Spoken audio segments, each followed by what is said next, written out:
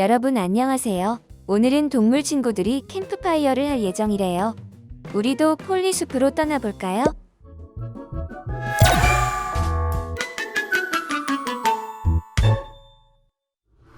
지금까지 오브젝트의 크기를 변경할 땐 키보드 단축키를 사용해서 바꿔보았는데요. 코딩을 사용해서 오브젝트의 크기를 변경할 수 있을까요?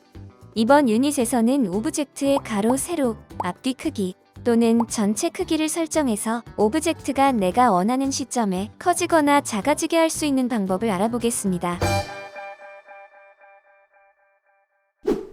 먼저 캠프파이어를 하기 위한 준비를 해볼까요? 캠프파이어를 하기 위한 맷과 여러 동물들을 추가해서 자유롭게 배치해봅시다. 이제 캠프파이어에서 가장 중요한 모닥불을 피워볼까요? 오브젝트 매니저의 인공물 카테고리에서 모닥불 오브젝트를 추가하고 자연물 카테고리에서 불 오브젝트를 추가해주세요. 다음으로 모닥불 오브젝트 가운데 불 오브젝트를 배치해 불을 피워줍니다. 근데 불이 좀 더 활 타면 좋겠어요. 우리 전체 크기 블록을 활용해서 불이 활 타게 만들어 볼까요? 전체 크기 블록을 불러옵니다. 모든 크기 조절 블록은 숫자 5가 기본 크기입니다. 크기 조절 블록에 5보다 작은 숫자를 넣으면 기본 크기보다 작아지고 5보다 큰 숫자를 넣으면 기본 크기보다 커집니다. 불이 커졌다가 1초 후 다시 작아지도록 하는 걸 반복해서 불이 활 타는 느낌을 표현해 보세요.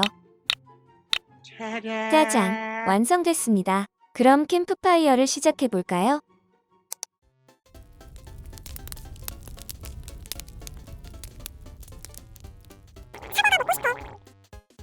우리 집에 사과나무 있다. 내가 가져온다. 곰돌이 집에 사과나무에 사과가 맛있게 익어가고 있어요.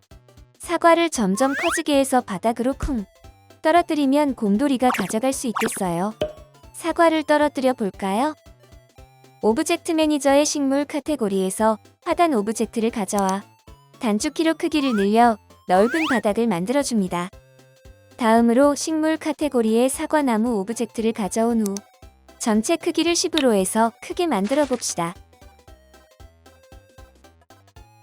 이제 오브젝트 매니저의 음식 카테고리에서 사과를 가져옵니다. 사과는 전체 크기를 2로 하고 가로 위치와 세로 위치 블록을 사용해서 나무에 열린 것처럼 위치를 조절해주세요. 이제 사과가 1초씩 지날 때마다 전체 크기가 점점 커지다가 바닥으로 떨어지게끔 코딩해보세요. 바닥으로 떨어지려면 세로 위치를 조절해야겠죠? 짜잔! 코딩이 전부 완성됐습니다.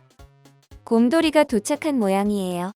곰돌이가 사과를 가져갈 수 있을지 함께 지켜볼까요?